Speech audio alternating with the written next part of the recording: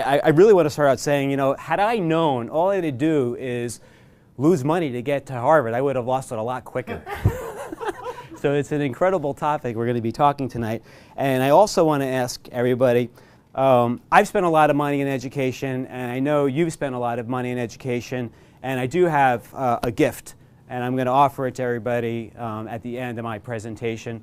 And I have a feeling I'm going to help your student loans disappear just like that. Absolutely. Okay? Just like that. All right, so in a moment, we're going to hear about my story about losing money and making a comeback, and losing money and making another comeback, losing money, and I really do want to get to the final comeback because we only have around 45 minutes. Because where I'm at right now, I run a $100 million real estate portfolio. Half of it is mine and my partners that we control and have a majority interest in it. And it's really an incredible story, but like every incredible story, you know, we gotta start from perhaps, you know, down here. But the exciting part of all this is my incredible story kind of starts sitting in a chair just like everybody, because I was finishing up my final semester at the University of Amsterdam in a coffee house taking a psychology class. And I had realized that college was over for me in like 7 or 14 days, and it was really time to figure out what I was going to do next.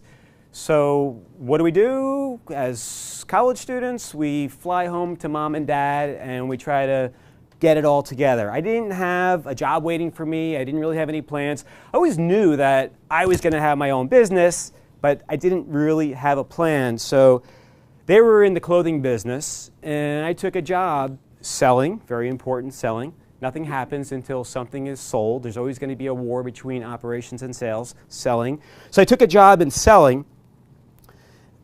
I was selling shirts, and I was making $100 a day. And on the East Coast, I would travel around from shopping mall to shopping mall to shopping mall. I'd set up, and I would literally just stand in the middle of the aisle and walk over to ladies and tell them how beautiful they were going to look in my shirts. And what really kept me going was I had a goal, and I wrote it down, and you really have to write things down. And this goal was $10,000. I'm going to save $10,000. I'm going to get 100 of these, and I'm going to slowly place them into a safe deposit box every week. And I did that. And I'm telling you, it was like third or fourth month into it. It was 97, 98, 99, 10,000. $10,000, and I'm going to go make millions of dollars. And I came up with a plan. And the plan was like this. I was going to take an office downtown New York City on John Street in the financial district. I was going to rent a cheap room, and I was going to start an import-export business. Where's my import-export business? Right there. I didn't know what I was going to import. I didn't know what I was going to export, but I had a computer, I had a phone, and I had an office. So the government offers a lot of programs on trying to establish relationships with other countries and other products, and I got involved. I was networking. I was going out to the meetings. But I'm like 3 or 4 months into this right now, and I realize my $10,000 cash is looking more like $5,000 cash. So I had to make a hard choice. And the hard choice really was, do I do what everyone else is doing when they graduate college and go get a job? I probably was capable of, you know, whatever, working at McDonald's. Or do I give up my apartment and move into my office downtown New York? And that's exactly what I did, because I just had to have my own business. It was my hunger, it was my desire. So I got to tell you, during that time, I'm living in 300 square feet in an office building. I got to pretend I'm not living there, so I got to sneak in, sneak out, join the gym in the World Trade Center. I was in the best shape of my life. I was always going to the gym. I wasn't even working out half the time, and I was always going to the gym. So, what do I do? It's not happening for me, and I'm really running out of money. So, like a student, I signed up for another course. And I took an import-export course in the World Trade Center. And I remember just staring at this one instructor, and he's talking about how Venezuela is going to be the next market. And the patrol over there, the importing, exporting, it's so corrupt. So what you need to do is you need to go over there and set up your own shop and import some materials, but create American products in Venezuela. So I'm sitting there staring at the instructor, and I'm like, I'll do it. And I'm saying to myself, inside, I'll do it. I'll do it! It burst out like that. And I ended up hiring this guy, the instructor, as a consultant. And next thing I know, I'm headed back to my home office. And I'm sitting there, and I'm creating the plan, and a week or two goes by. I got my marketing plan, I got my pro formas, business plan, and it turns out I needed around $500,000. So the good news was, well, I needed to raise $500,000, but I can kick in $2,000. So I really only needed $498K.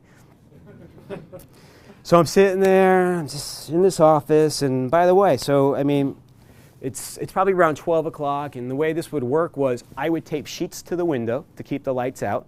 There's no curtains.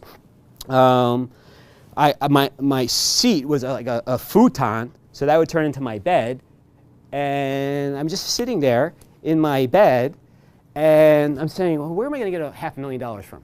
And I'm thinking, well, my sisters dated a few rich guys when I was growing up. You know, maybe, you know, I can call a few of them. And it turns out I got their phone numbers, and I called them, and I created this whole pitch. I picked up some products. I decided it was going to be a soap business, chemical business. So I got some products. I put some labels on them, and I actually, they had me over at the golf club, and I pitched them, and I'm thinking, I'm going to do this. I'm going to do this. I'm going to do this. I'll do it. Next thing I know, I got it. You know, I didn't get all $500,000 from them, but I got most of the money from them, and I got friends and family. So now I got $501,000, down to my last $1,000, and I am ready to go to Venezuela, and I'm ready to go clean up South America, and I'm ready to manufacture soap. So just before I leave, I learned that I can't wire money into this country. I don't know why not. I just thought all markets kind of had wire, you know, going back and forth. So I got a problem. Everything's in motion, and I'll tell you what I did. That day I got on the plane, I wore a fanny belt, and I strapped $300,000 to my body. All right? This is just, you know, the hunger. You got to stay hungry. Les Brown, right? All right, so I'll never forget. I landed in Caracas. I think it's the capital. And it's 1 o'clock in the morning, and I'm just happy to be there, and I'm going to create this business, and life is great. And I see like the National Guard there, and you know, all the kids carrying their AK-47s at airports like that.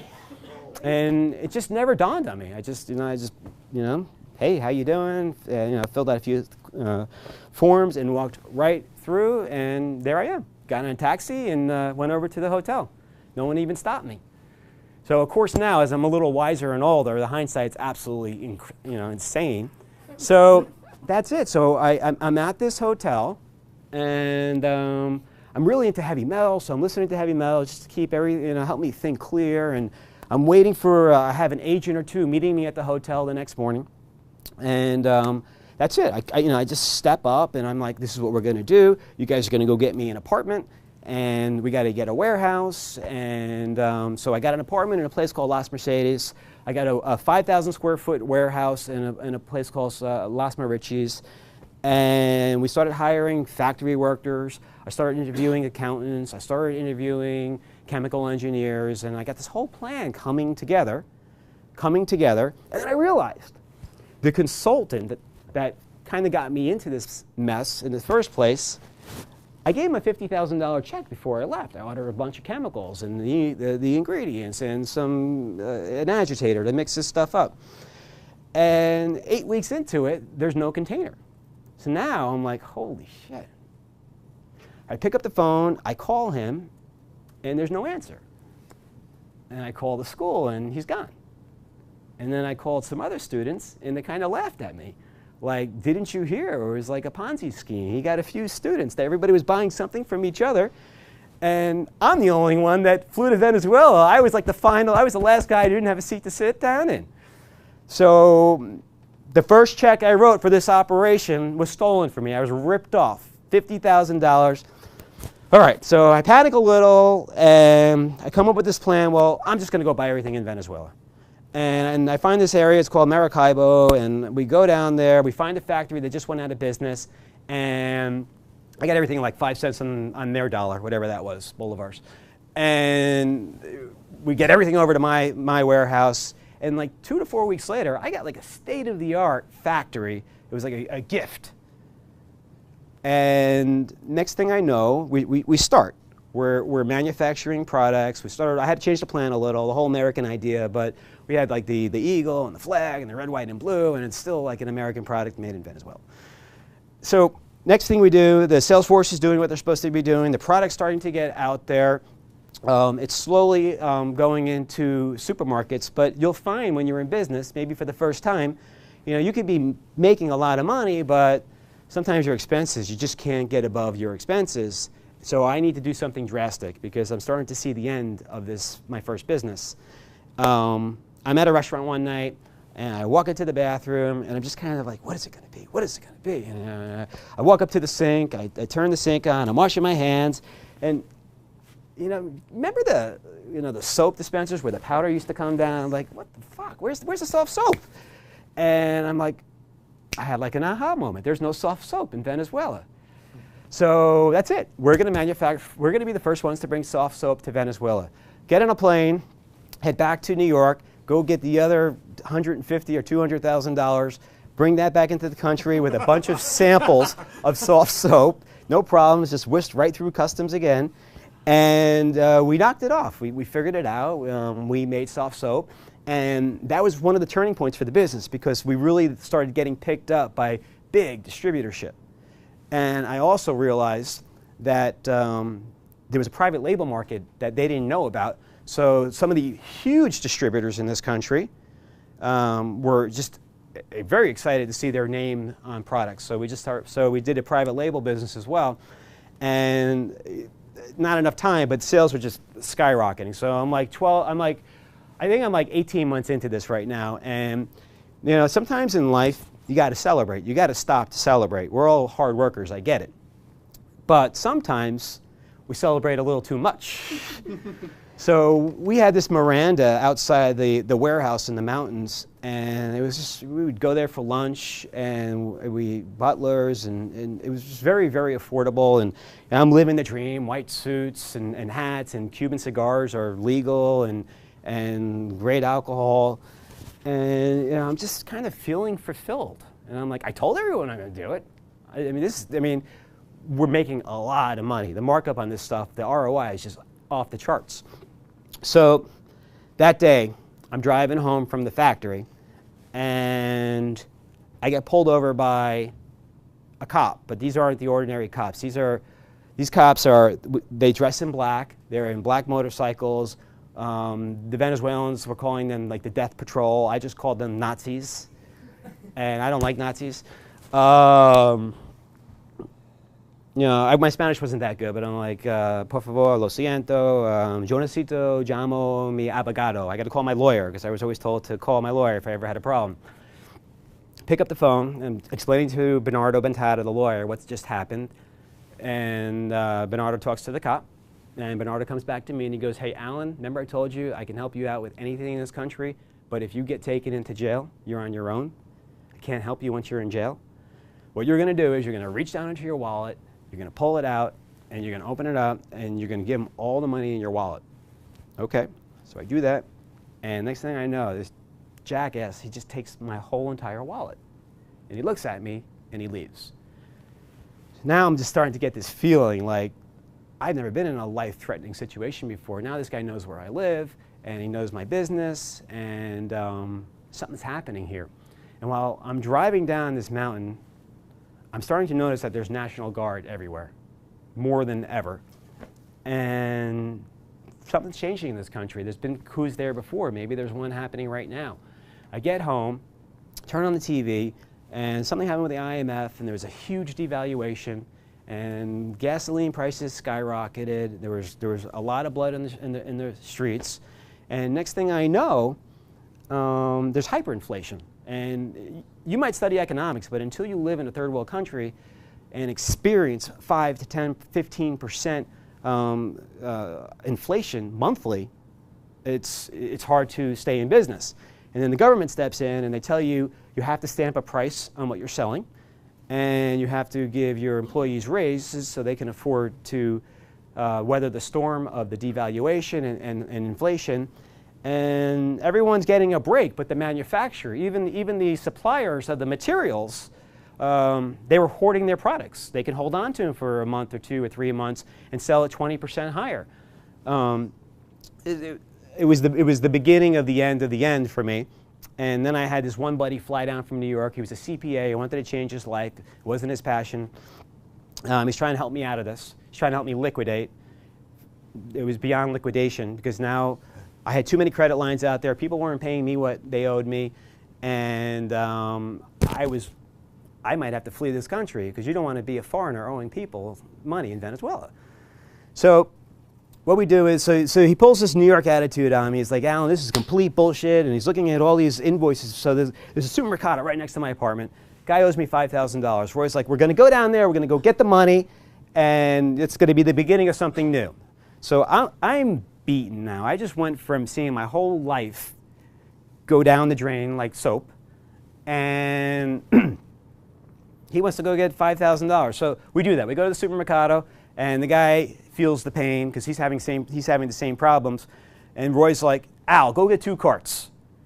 Go fill them up with alcohol. If he doesn't pay us, we're taking it in alcohol. So that's what we do. We get 2 huge sharpening carts. The guy's okay with it. And we just filled everything up with alcohol. And I needed to leave like within 24 hours in my apartment because things were really getting ugly in the country. We went to the coastline. We went to the coastline and kind of hiding out for a good 5 or 6 weeks. Eggs in the morning and lots of alcohol for lunch and dinner and just keeps going. And breakfast, yes. First you got to coat your stomach. But Roy brought me 2 books. He brought me a dummy guides, go figure. Dummies for Excel and dummy stock options.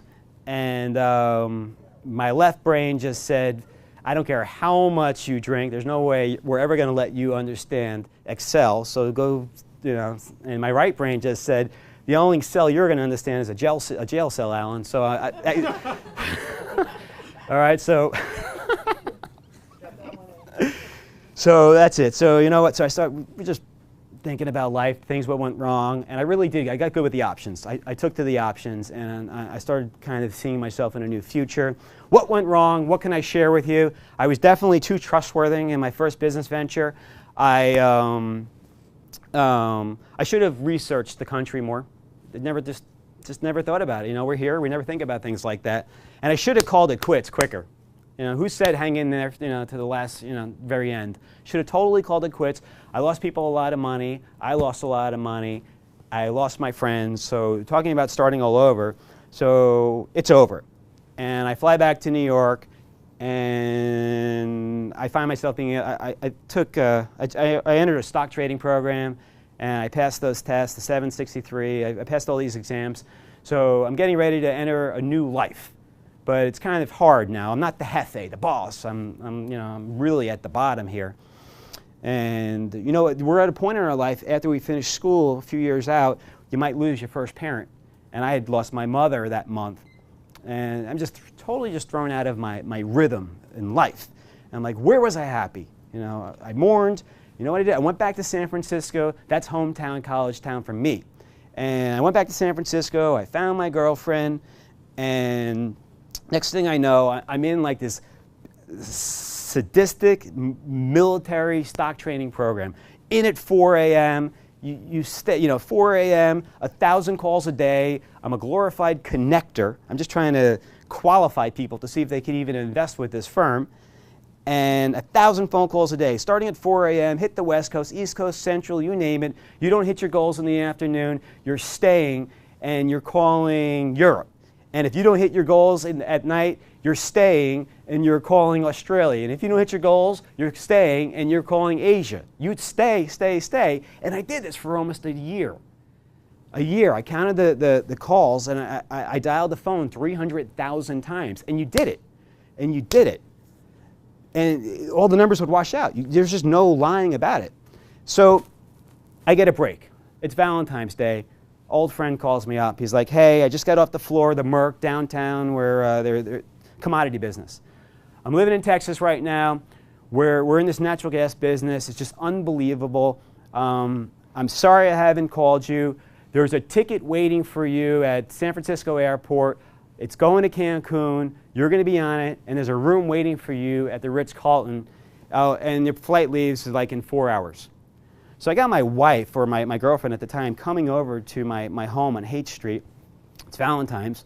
She's bringing all the food. I wasn't living in a very nice place, and this is a problem in our relationship because I'm always running off to go do the next thing, right? You know, love it or not, I want to make a lot of money at that point in my life. So talk to her. Okay, so now I go to Cancun, and it was Rome. It was everything he said it was. I met all these traders. I met all these brokers.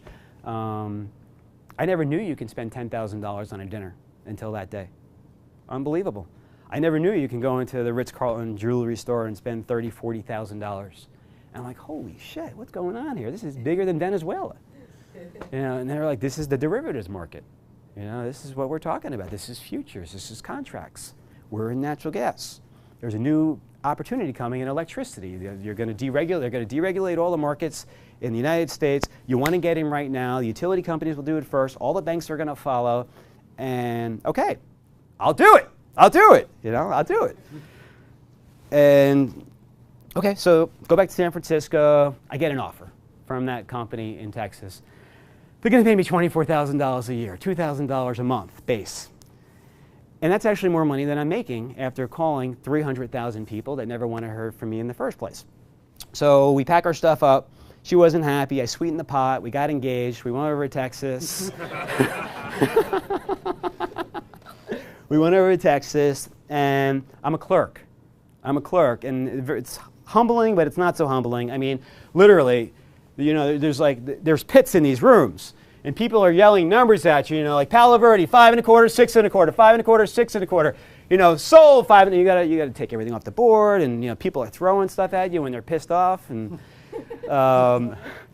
you know, but you got to turn around and get the numbers up because you can't remember how fast they're coming in. You have to hear what everyone else is hearing because you're training yourself to be the one to sit down in the chair and do the job better than they are. Do the job better than they are. So, finally get my shot. 6, 7, 8 months into being this clerk. They put me in something called West Coast Power. Don't have enough time to explain to you what it's really all about, but they've commoditized electricity, and they can break it up into segments. You can trade, you know, on Monday you can buy power for Tuesday. Wednesday you buy power for Thursday. And these are utilities and banks, and they're just trying to front run each other and buy low and sell high, stuff like that. So I'm on the spot desk. There's the 24-hour business, and then there's the term desk where you want to get like these 10-year strips because you get paid for every day you close a deal. And if it's a 10-year strip, and it takes you 1 minute to do it, you just made 10 years worth of commission. And I'm just sitting here in this little 24-hour desk, and I just get, you know, 1 day of commission. I'm doing really good at it because I got my ass kicked in San Francisco calling 300,000 people that never wanted to hear from me. So all I had to do is call a bunch of utility traders up and introduce myself and my services. So I'm doing really good with it. But clearly, I'm not going to get into the big business. So I think we all find in life when we're up against the wall, it's a dead end. I'm going to put some feelers out there, and you know, let's see where that takes me. Next thing I know, I'm in New York City. I got an interview over at Bloomberg, and it went great. And they want to take the pits like everybody else and put them on electronic trading screens. And so at the end of the interview, they go, "Well, Alan, how much are you making?" You know, what do you think I said? $124,000. $124,000. But I can't afford to live in this city. It's so damn expensive, New York City. He goes, "This is not negotiable. I think I know people like you. We're going to pay you $175,000. I'm like, "I'll tell you what, this seems challenging. I'm going to do this." Done. Done. That's what we do in this business. Done. You know, you don't back out of a deal once you say that. And I'm like, "Well, we have a little problem. The problem is I need you to move all my stuff from Texas to New York. And the second problem is I need you to pay the closing costs. And Andrew's like, Andrew Hausman, who's the guy giving me the interview, he's like, closing costs for what? For the house that I have to buy here in, we moved to Hoboken, New Jersey. I need you guys to pay the closing costs. My wife's not going to come to Texas if she doesn't have a home, and I got to go back to renting. Meanwhile, we can't even afford to buy 2 ACs for 2 cars in Houston, Texas, which isn't a lot of fun, but I'm talking about buying houses. So we do it. We do it, I'm like, sweetie, I'm coming back, just start packing the things up. I'll explain when I get there. She doesn't, she doesn't get it anyway. So, all right, so Bloomberg, 2 years, great company, and I'm starting to feel more like myself. I know we got away from the beginning of the story. I really got my ass kicked in Venezuela. It took that entrepreneurial spirit out of me, and I was kind of denying who I was and getting lost, calling all those people that never wanted to hear from me. So, I'm traveling all over North America. I'm working with programmers, and we have an electronic trading screen. It's my job to go onto the trading floors all over North America and train the traders, and just to make sure they use it. Maybe take them out at night, but make sure they were using the trading system. When it comes to electronic trading systems, you need the system to be liquid, so you need a lot of people looking at it at the same time. Trades get more trades in life. Okay, 2 years go by. I'm just loving the place. Next thing I know, opportunity knocking again. There's another company, pre-IPO, wants to build an electronic trading system out of New York City. Basically doubles down. 175, we'll pay you 350, Alan. Plus, we'll give you lots of commission. So now I have and we're going to give you warrants, and we're going to give you options, and we're going to IPO this thing, and we have some utility companies and banks that are behind us as well. I didn't want to go. Went over to Bloomberg, and I just said, when I first got here, I kind of just dropped like this, and we have this Shema Yisrael, the Nayel Heno, the Nayakah, Baruch Shem Kavo, Malka Tov. I'm never going to leave this place, thank you, God. Okay. So.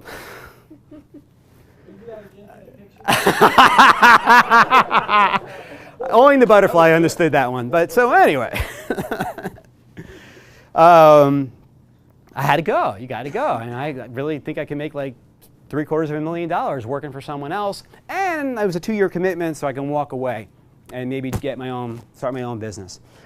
And they say, let me bring up one of my partners as well. So 2 of us, we leave. Bloomberg, they can't match it at all. They gave me a 5% raise. We move, and we're there for like a good half a year.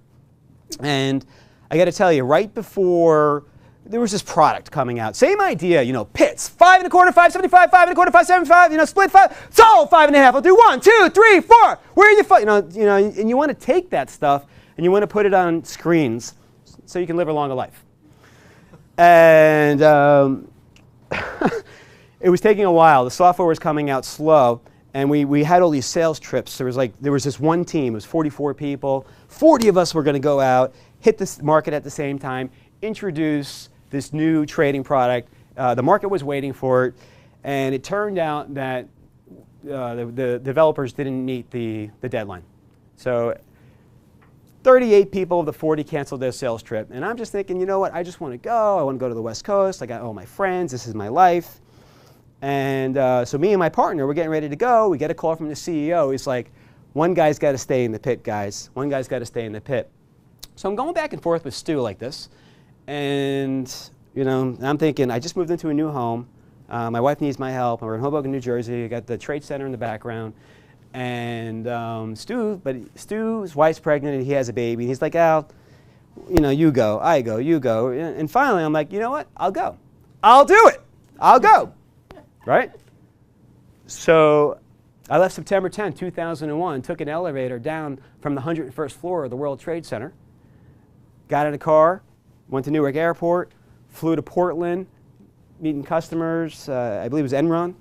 And I woke up September 11th to my cell phone's ringing off the hook, and now you know what's going on, right? I turn the TV on, and we all see what's happening.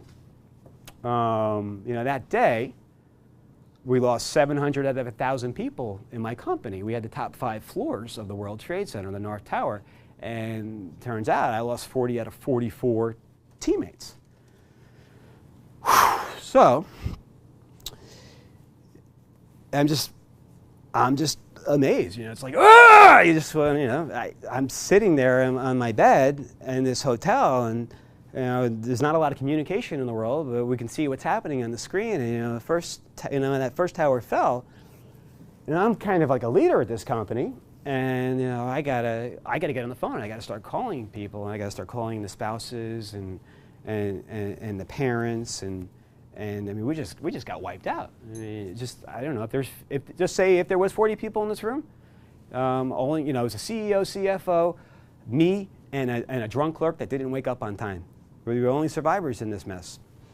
And you know, so I spent this week by myself, and you know, once I got past the morning, or it's hard to put it in words, then you start focusing on yourself. Because now I'm wiped out again. You know, I had an opportunity to probably make $750,000. That will never be the same. Forget the warrants and the stock and all that stuff. Just parked a lot of my life in a new home. The backyard was the World Trade Center. The whole reason for living down there was because I could walk 5 blocks, catch a train, be in the World Trade Center. That train's gone. It's all gone. It's all gone. Nobody wants to live down there. They don't know what they're breathing, and no one knows what's going to be the next attack. I changed my life that week. That was a moment, and I made a lot of decisions, but I can tell you that I decided I was going to be more of the business person, the more entrepreneurial person that I am. I kind of realized it's all gone. What do we got? What do I got to show for the last 5 or 10 years? Had I had my own business, maybe build an asset, a brand, I'd have that. So I got to do it different. I just absolutely have to do it different. I was afraid. I'm staying away from the emotional side of all this, but you know, I'm feeling scarcity. I can't afford what I just got involved with, and I got to change it. So I go back finally. There's one more story I'm going to share with you. I hired this kid Dougie out of one of the Hoboken bars. Thought I'd give him a chance. He's there for 2 weeks. He's up there, you know, he was in the building. His father's a steel worker putting up a tower on the Jersey side, and just sees this all happening.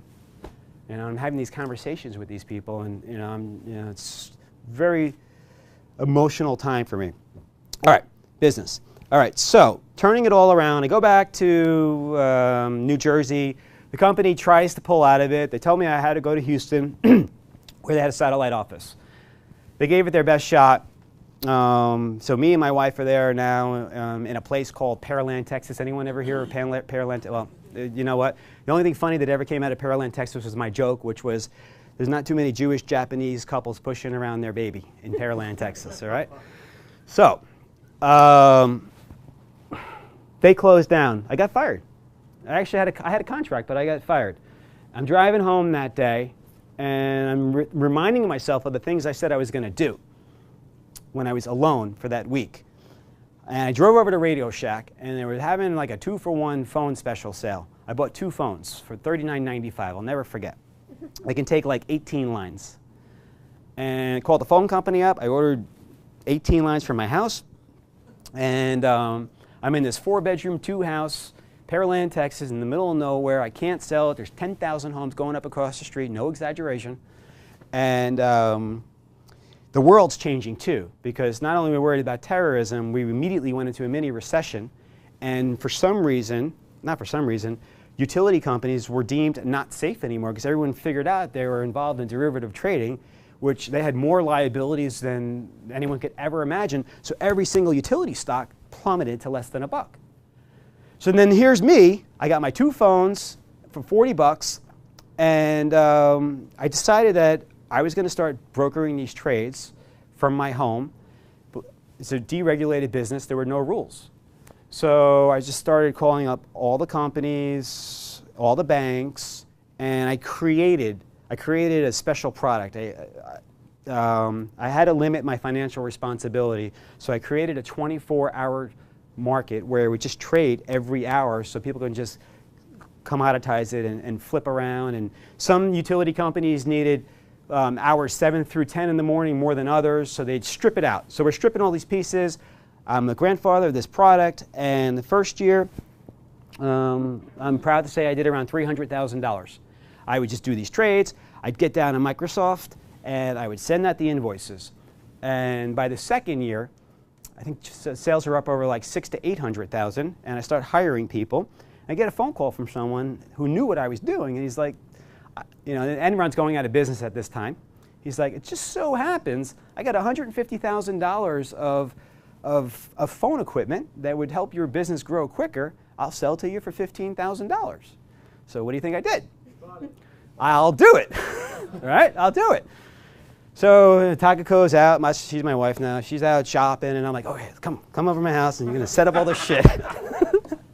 So I mean, there's a lot of cabling involved. I mean, these are the trading turrets. This is the bomb. This is the stuff when you put a line in, one single copper line goes to the end user in the trading floor or the bank.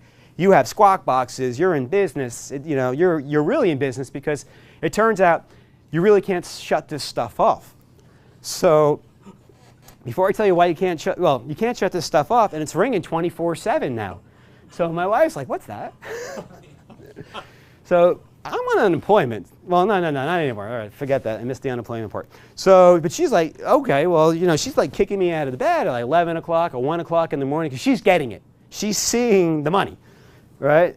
So, it's like I would just, kind of like throw a robe on, and I'd be like kind of scratching my butt, And then I pick up the phone, and it's like these traders, thank God you're there, Pacific Gas and Electric. We just lost a bunch of water, and we need you to go buy up the whole entire market, but don't tell anybody who it is, because you always want to hide the identity of the buyer, because when you get a huge utility out there, every single bank and every scalper is going to really pull back. So I became very trustworthy. I would never give up any names until the deals were done. I developed a great reputation for myself. All right, so doing really well. I think we're like $2-3 million, and I'm feeling more confident. Maybe it's time to move. And HOA, everyone know like a homeowners association? They started sending letters to my house. They wanted to know why there were so many cars parked in front of my house every morning because all my employees were working in my house. All right, so we get out of my house. And we take an office, and now I'm going to just speed up the story now. So it goes for like 10 years, man. It was like 2 million, 4 million, 6 million a year, 8 million a year, 10 million a year, 12 million a year. We're doing really well now. I learned I wasn't just doing the spot market. I was doing those big tickets. I was buying those dinners. I was taking people out, and turned out I had a buddy in the gas business doing the same thing. So, and gas and electricity, it's a spread. They trade with each other. So we decided we were going to get together. So we built a bigger office, and next thing I know, there's like maybe 50 people in the office. And we got revenues of, I don't know, like $20-25 million a year now. So we're really starting to think about, not public, but jumping into a company that was about to go public. It was a possibility. I mean, I might actually have a $5-10 million payday here. I built something, and it's time to move on. So, does anyone remember 2008 and a half? That was the credit markets drying up all across the world, especially in the United States. That was our customers going out of business. Who would have thought? I mean, Lehman Brothers would go out of business. I mean, these were people that sent me checks. These were people that entered in 10-year, 20-year trades with other companies that were going to be vastly affected if those contracts defaulted, which they did. So Bear Stearns. So they all have this exposure to each other, so everyone just stops trading. And when you're sitting around with a bunch of guys, and you have a bar in the office, and a kegerator in the office, and they have their Lamborghinis, they have their Porsches and their Range Rovers, everyone gets scared quick, very quick, because the first day of the month, you don't have anything on your sheet, and everyone's income just immediately got cut 50%. So I'm seeing all this now, and I'm thinking Venezuela. I'm thinking, what did I learn from my other past events? I'm seeing talks of government re-regulation on the deregulation. And I'm like, you know what? I'll sell my shares for $1 million. Who wants them? Right away, someone took me. I got $1 million package. I walked out of there. I never looked back. I left a lot of money on the table, but I had to make a decisive decision. So I go home, hey, Takako, how you doing? She never really talk about, one of the reasons why brokers get paid a lot of money, it's so emotional, you don't want to talk about it. You can't win the conversation. Let's just go to Japan. Let's go I need some time off. So, and we go there a lot. I'm like, so we go there for a month. I'm hanging out in Japan. And let me tell you something. Here's what I did different. In meeting with Mark today, my core point today is going to be real estate. But here's what I did different. I just can't tell two stories at the same time. But at the same time, I started buying single-family houses in Texas. And I kind of came up with this rule, which was, if you can buy a house that cash flows cheaper than a used car, I don't care who you are, you buy it.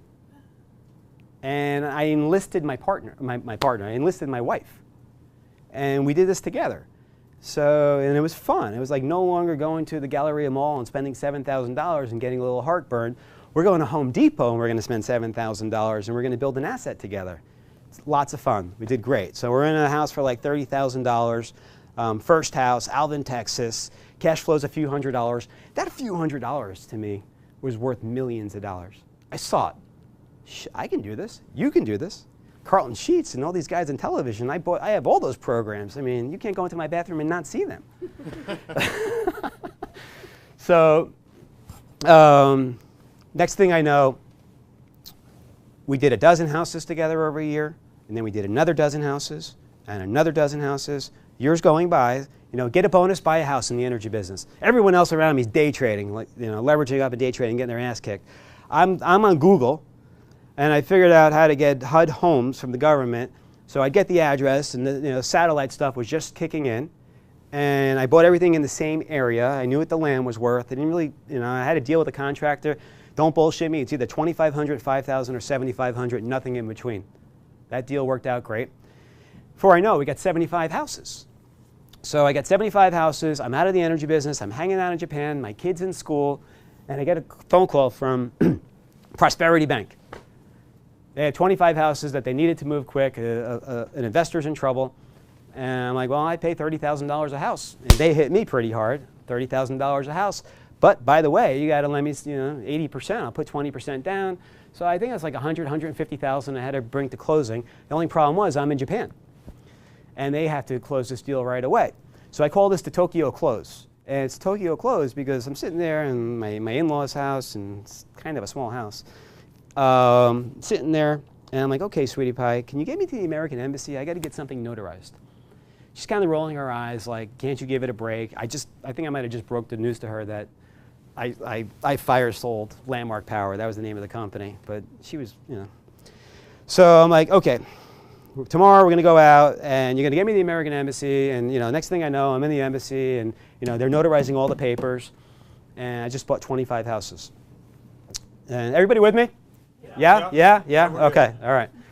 So I got to go to FedEx. So I'm like, sweetie, you go ahead to Skiji. I'll meet you over there. And so I go to FedEx, and I send all the paperwork back. And I finally get to Skiji, which is the most incredible place for fish, probably in the world.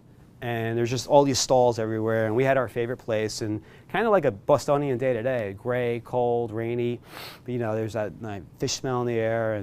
And she's there, and I'm more calm and relaxed, and she's just drinking some sake. And here's what I just did.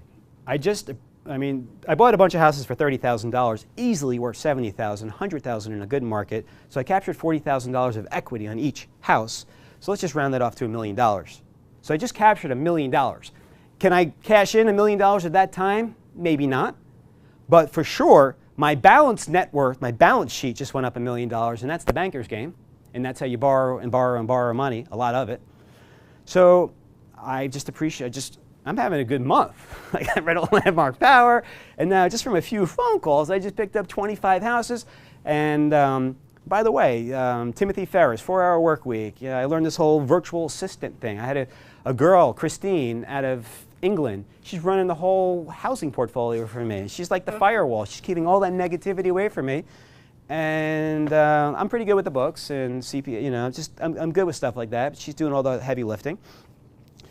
So more importantly, one of the key messages tonight, and I'm sitting there in Skiji with my wife, she thinks maybe I just bought a house. If I tell her I bought, I just realized $1 million gain, she would go spend it like I just realized $1 million gain. So we do that, and I realized I just really increased my cash flow $5,000 a month. And that's what I've been searching for all my life. That just, that cash flow is security. And I had cash flow elsewhere, but that was pretty cool. Now, some people are saying $5,000 a month isn't a lot, and some don't. But if you do say that, well, I didn't just say 5,000. I said, how many times can I do that? How many times do you need to do that? Do you want to buy an asset that kicks off $5,000? Do you want to buy that kind of asset 10 times? So now you have $50,000 a month cash flow? Or maybe I like 100,000 by, $100,000 a month cash flow. I mean, not bad, right? Not bad at all. Passive cash flow. It's working by itself. It's like an ATM machine. So I'm sitting there and I'm like, okay, no more bank deals. I don't think I'm going to get them anymore. So what am I going to do? And commercial real estate's on fire. Nobody wants it. No one's lending money. People need to refinance out of their deals. Owners want out. So I'm thinking, there's actually a guy, a Harvard graduate, I read his book, and on apartment buildings. I'm like, I'm going to go buy apartment buildings. So I got on Google, not Google, there's a loopnet.com, and I found something that I liked. It was in the area that I knew. And next thing I know, there's this cosmetic dentist who owns the building. He just wants out. I can control a 76-unit building for $60,000 down. $60,000 down, $2 million asset. And I think it's worth a lot more. And I think I can make $5,000 a month. So I'm getting close to that $100,000 a month cash flow. So a month later, I fly home, and I'm at the closing, and I learned an important lesson. I got a lot of credits, deposits, tax rebates, and I only needed $30,000. So to answer this question right now, what do you do if you lose all your money, you lose all your contacts, and how do you start over? I mean, for $30,000 a month to control a $2 million asset that should kick off $5,000 a month, would someone lend me that money? Happens all the time. And that's just that was a launching ground for me. I didn't need to borrow anyone's money to do it at the time. So I got the first one. I got a little publicity for doing it in the area, and people started coming to me, and it was easy. It was getting easy for me to partner up. If you do it once, you can do it 100 times. You buy one house, you can buy 100 houses, right? If you sell one bottle of soap, you can sell 10,000 bottles of soap. Okay, so here's where I'm going with this right now. So I'm meeting people. I'm going to give you a few more apartment examples because I'm really into apartments right now. During that time, I mean, the financial crisis, things kept getting worse and worse and worse and worse. The first building I bought, I spent like $24,000 a door. We call it a door. Houses, units, doors. And next thing I know, there's 1.5 miles down the road on sale for $12,000 a door. It was like someone opened up some kind of collateralized mortgage or whatever, and they needed to sell it right away. How could you not buy it? So we buy this thing for $450,000. I take on a partner, put $50,000 into it. We're in it for $500,000. The appraisal comes back for $1.25 million. I mean, it is during the worst time in history since the Great Depression. Bank calls us up and says, you can have your $500,000 out, and by the way, you can take another $250,000 tax-free. So I'm like, cash flow is king, cash flow is king, I don't need your money, keep it. So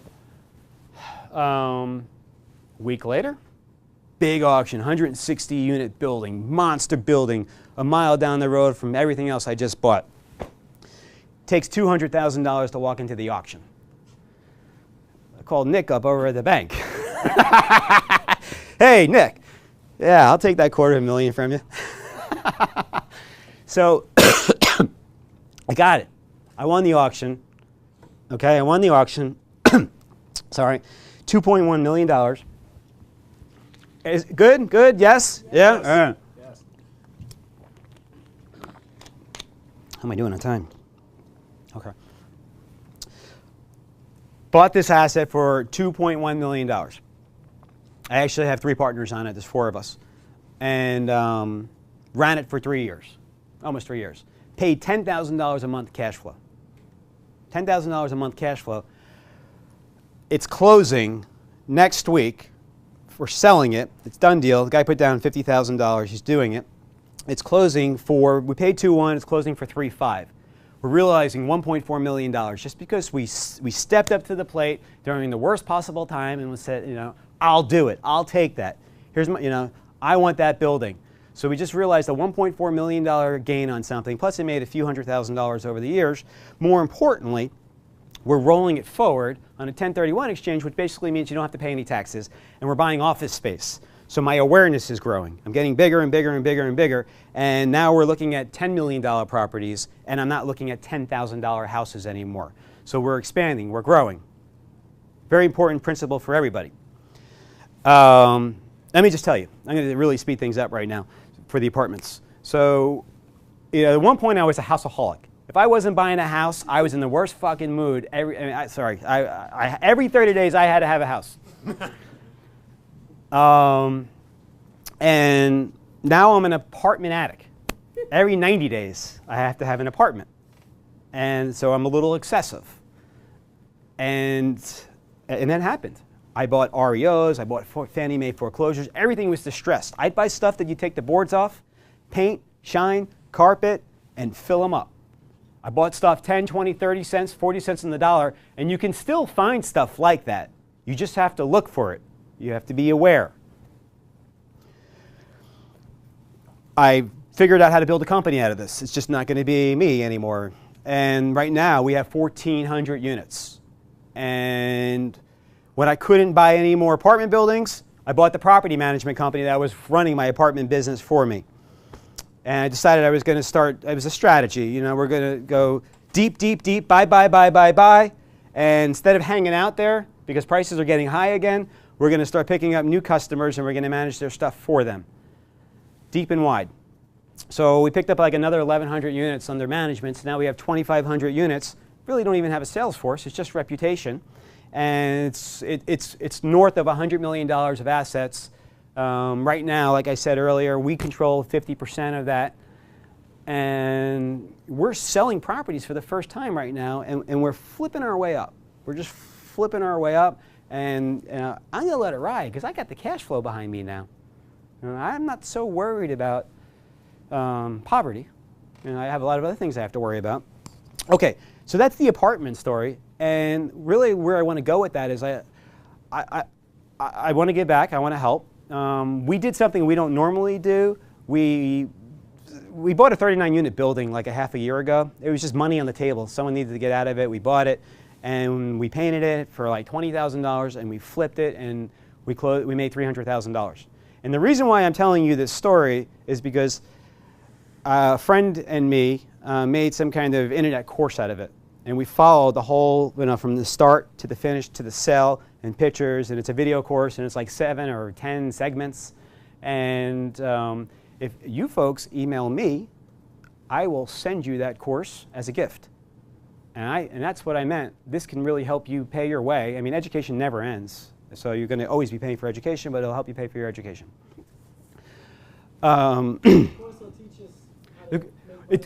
Yeah, it's going to teach you how to flip small apartment complexes. How much money do we need? Weren't you just listening? I mean, really, if you found an apartment building, it was an incredible deal. There's lots of local investment clubs in your area. They're free. Maybe they're $30 a year. There's groups like this. I know you. Yeah, and you know me now. You do. And I'm going to actually extend an invitation for you to come back to Houston, and I'm going to show you a few things. Thanks, I'm there. Right, because listen, the cash flow. What was that one? We going tonight? Okay, so you know where are we right now? And I'm going to just kind of bring it all together right now. In the beginning, I was in Venezuela. My ego got in the way. I lost a lot of money, and I should have called it quits. So you really just have to know when to call it quits and walk away. And then from there, I just wanted to lose myself because I was suffering so bad from the loss. I decided I was going to be a stockbroker, and I called 300,000 people that never wanted to hear from me in the first place. And I guess I developed some character through those phone calls. All right. Then I found myself humbled as as a clerk, getting people's dry cleaning, putting numbers on a board, being a lunch boy, but that spirit, that entrepreneurial spirit's coming back. And I'm getting ready, I'm thinking, this shop's going to be mine one day, which it kind of was, but that's another story, and a few lawsuits. So,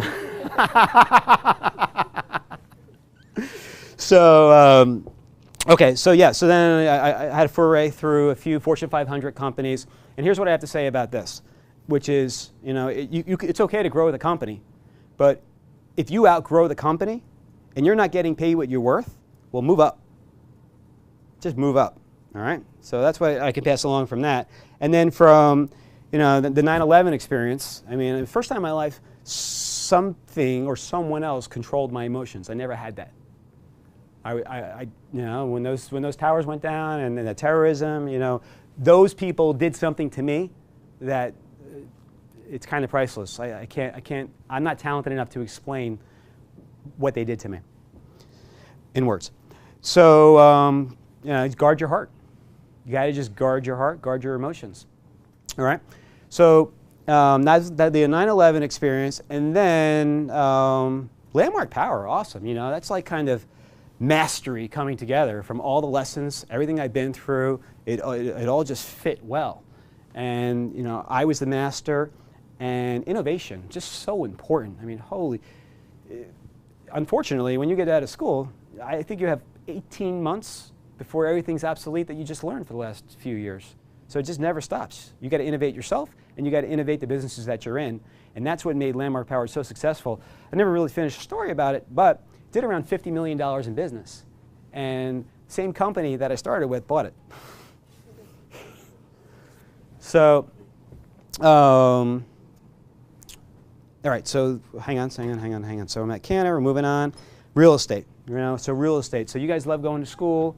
I spent the day with Mark, and I know Mark loves doing certain things, but he needs to build a secondary income, all right? Secondary income. So I want to leave you guys with, when it comes to secondary income and real estate, 4 words, not 4 letters, 4 words, all right? That it's really kind of the message here, which is cash flowing, appreciating assets. Cash flowing, appreciating assets. You have to get that in your life. Doesn't matter what you do. It doesn't matter, you know, if you make a lot of money or don't make a lot of money over here, but time is going to pass us all up. It's just inevitable. So, you know, when I was in the commodity business for 10 years, I bought, you know, approximately 100 houses. And when I was working for other people, I didn't.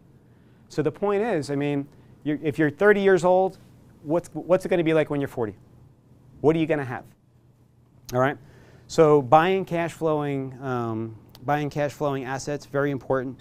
And shoot, all right, hang on one second.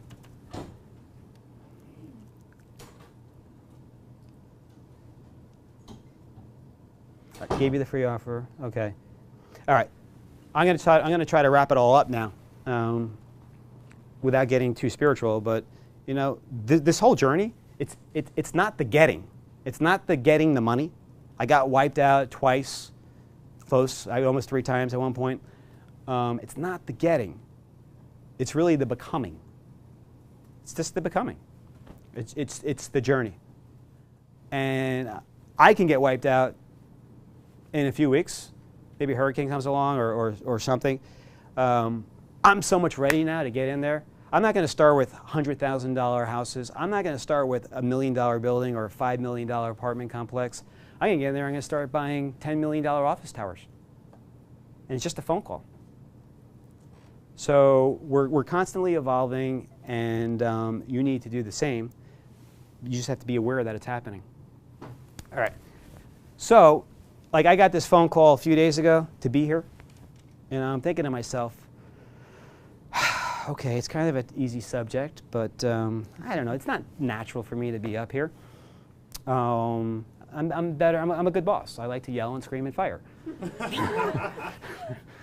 So I'm thinking to myself, if anyone ever asks you to get up in front of a group of people to talk about, you know, losing money and coming back and losing money and coming back, You know, you got to just stop and take a step back and say, I'll do it. I'll do it. Because it's all the becoming. All right? I think with that, I'm going to close. Oh, okay. Yeah, we'll take questions. Okay, So yeah. I want to ask you the same question I asked Lane, which is, I'm listening. the outcome of the question is to give everyone here like 3 steps or just sort of clarity, clarification, elucidate, disambiguate this. What do I do? Was I too slow? No, All right, all right. I'm sorry about all the bad stuff. Oh, no. And like let's say it's me, Mark. I got $5 grand in the bank. I'm average intelligence. I don't know you. Well, let's say I do know you now, because we all know you now. Right. But you're the only millionaire in these 2 gentlemen that we've ever met. I'm kind of smart. Doesn't matter how old I am. Right. What do I go do? You say I gotta get a house. Well, how do I find the deal? Can you give me some steps? What do I do tomorrow? What do I do next week? Okay, and we'll address some of those questions right now. My course will be great. Okay, so All right. the course is gonna cover a lot of that. It is, from start to... Starting us off with big apartment buildings. Well, don't scare yourself. See, a lot of people have a transitional problem going from single-family houses to multifamily housing. It's a small apartment complex. That's it. It's just, right, psychology, we talked about it a lot tonight. It's just a small apartment complex. You know, 39 units, that's it. You know, maybe 12. You know, maybe 12. But so, there's a lot of local investment clubs. You got to take advantage of. Look, there's incredible education around here. I mean, I congratulate you all. This is great. You're here. It's almost 9 o'clock. You have it. You just, you know, you're the one stopping yourself. So, I mean, I bought houses. Maybe you felt like, maybe you heard some of the story was, well, Alan, you had some money to go buy some real estate. Well, I'll tell you what. Having some money is relative to different people.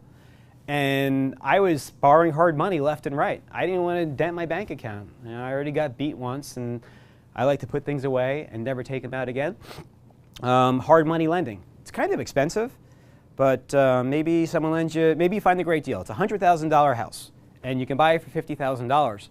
There's people that will lend you money at 12% all day long, and a few closing points all day long. No money out of your pocket. You guys are absolutely nuts. If money is what's concerning you, I got other concerns. I mean, it's easy.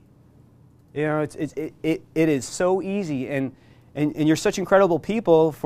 I'm sure everyone has an incredible story to get to where you are right now. So you know, you're there. It's almost hard for me. Like I was tired. I had to get ready for. I mean, I had to write a close, but I mean, I kind of wanted to, you know, I wanted to nail it into your head. Buy that office building. Yeah, I mean, I just saw. Just buy this office building. Yeah. I'm like, it's easy. Use someone else's money. Go buy it tomorrow. Yeah. It's just really that easy. That's your message. Yeah. Find the deal. Get someone else's money. And build Read. If you feel like you need the education, just read up on it. I mean, watch your course. watch a course. I mean, I bought one for $35 at 3 o'clock in the morning one night. I don't remember buying it, but I bought it. Any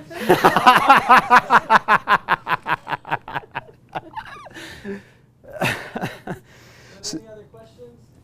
Somebody wake that Oh, guy up. all right. Yep, up. I did a big wall last No, that's okay. Is there any other That's okay. So listen, my email address is Alan. Well, I'll give you one you can remember. Big Al with cheese the third at gmail.com.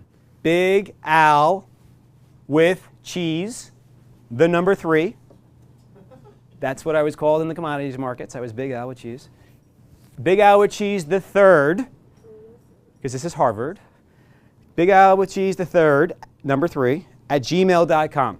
And here's what I like to send me an email in the next 24 hours. I would really appreciate some performance critique so I can refine what I just put together 3 days ago. And when I'm done reading it, I will respond to you. And if this website isn't ready, I will send you the 7 to 10 links that have the 10 hours of education on it on this $300,000 flip that we did. But would $300,000 pay for a few years here? Yeah. Right? Okay. Yeah. Big Al with cheese. 3, number 3. Is with WITH? WITH. Big Al. I'm real easy. Big Al with cheese, the number 3, because I lost the first 2 passwords, and at gmail.com. So what do you want us to write you right now in an email? Don't. It better be. So you guys work so hard to be here. So I want to see how hard it really. I want to see.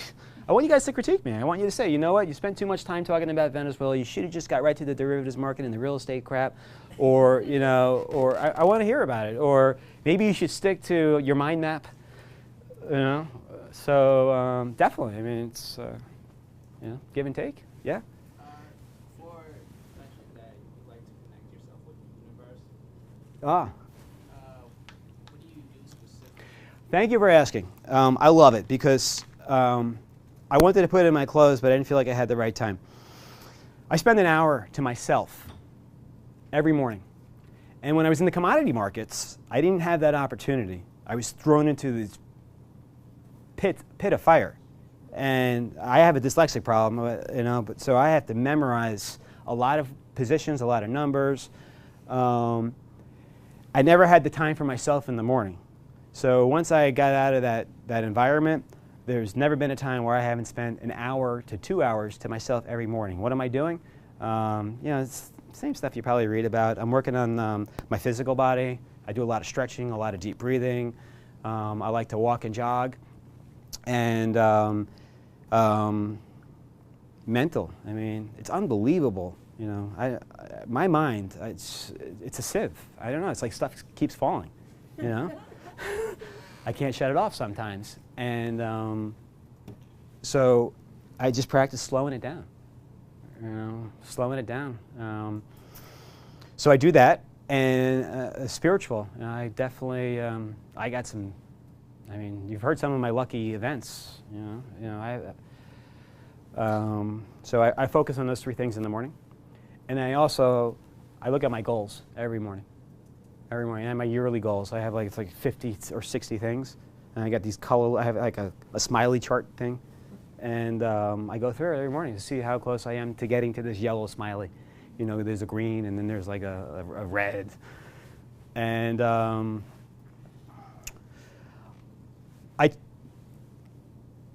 I think you're really successful if you can find a hobby that makes you a shitload of money. I love real estate. I think it's fun. I mean, I looked at 40 office complexes over the last few weeks, and I can stay here until midnight talking about it. I bought something today for the first time, something I never did before. We bought a data center in Houston. Goldman Sachs was there for around a decade. It's been sitting dormant for 2 years. And they invested millions of dollars in all these coolers I can't even explain it. But we actually signed contract today, sent over $25,000 non-refundable. So I'm buying office space and other things right now. But self-control, I don't know if I lack it. Yeah. So I pray actually. I have a 9-year-old, and I just have this belief: if I don't teach him religion, somebody else will. I don't know if I believe in luck. I know that came up tonight. I think I make my own luck. Did I answer your question, or too much of it? What was your question? What do I do spiritually? How do you connect yourself with the universe? I just feel it. I get to I slow down enough, and I try not to think about money. And I try not to, and I just feel it. I feel like I'm sitting in someone's hand sometimes. So, yeah. Do you see any area in terms of real estate purchasing more prosperous than others? Like I know some depressed areas, maybe like Detroit and those, or you just look at cash flow. I don't think I heard all your question, but I think you just said, do you only buy for cash flow, or sometimes you're trying to buy for value?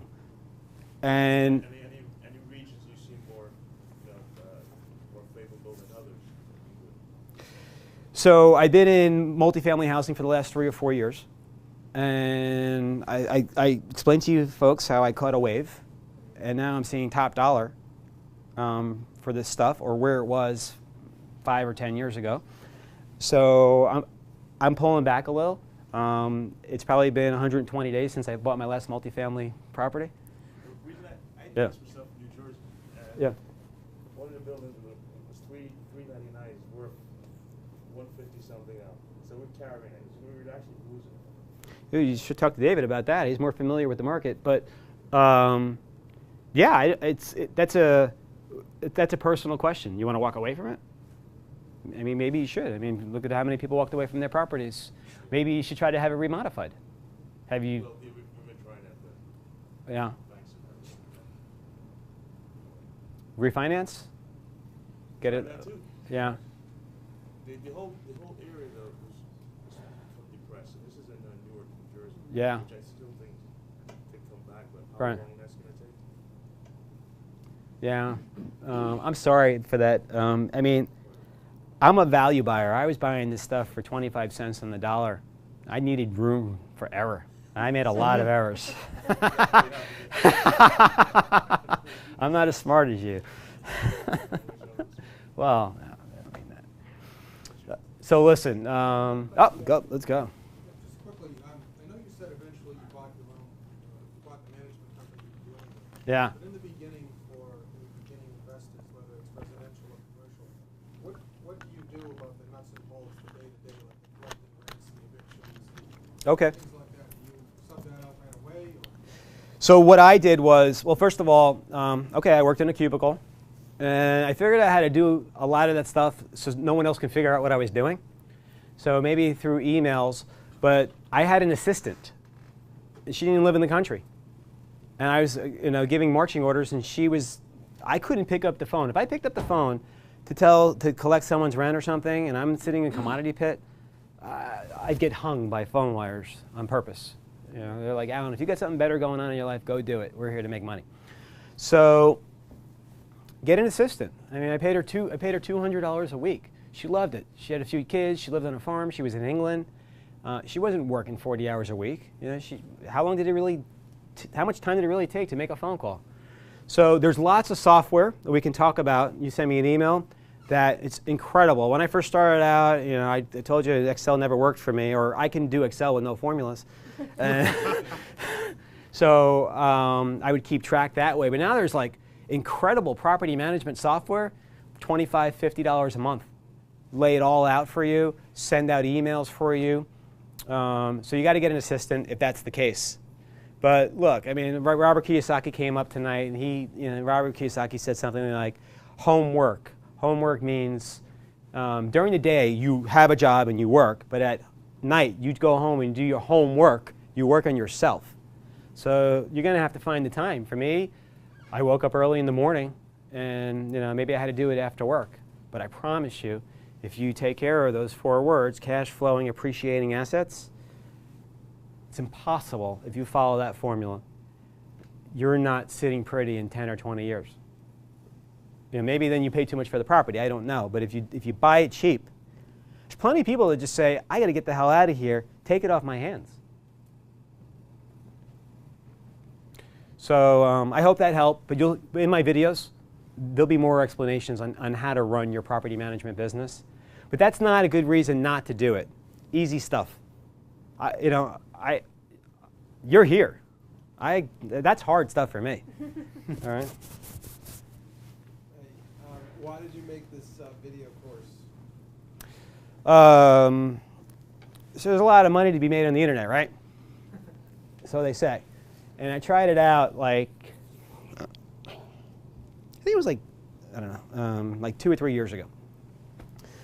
Went to a Tony Robbins meeting with David. And I'm staring at Tony Robbins, and I'm like, shit, he's making a lot of money standing up there. So I think it was Business Mastery or something. And I'm like, fuck, I think I can get people to listen to me for 3 days. So I ran around to the local real estate clubs in Houston, and I said, okay, we're going to call this seminar At My Apartments, and I'm going to teach you how to do what I do. I mean, you'd pay any price right now after listening to me, right? Right? I mean, Sure, absolutely. so I put a $10,000 price tag on it. I sold 8 seats like that for $80,000. And I took them to I had the 76-unit building that I bought from the dentist. I put $30,000 down. I took them to this little leasing office. It's like 250 square feet. I called Gear up. Oh, not Gear, but I got someone to record the whole event. Got a soundboard in there. And we made a course out of it. And the whole idea was, look, money back guaranteed to the people that came and spent $10,000. After spending 3 days with me, they were just begging me to take their money, and they didn't want to do it themselves. So then I figured out, holy cow, you know, I can build a whole business like this, and there's legal ways of doing it, and I work with SEC attorneys and all this stuff. But we sell like $250,000 of stuff, of like books and tapes, but then I was just like, you know what? If I can convince people to come into these apartment buildings with me, my investors get checks every month. The returns are great. I mean, they're great. So turned out that the materials were like marketing for me. I didn't need to sell this stuff. So why did I make that course? I might do it again. Yeah. Can I hit on that, Alan? Yeah. Guys, the internet is so powerful right now. Every single one of you is worth a lot with whatever you're good at right now. Every single one of you should have an ebook. Every single one of you should have an online course. That's the easiest way to start. A, to build credibility for yourself, right? And this is just kind of a side note. My book, I donate 100% of my book sales to nonprofits. There's no money in books.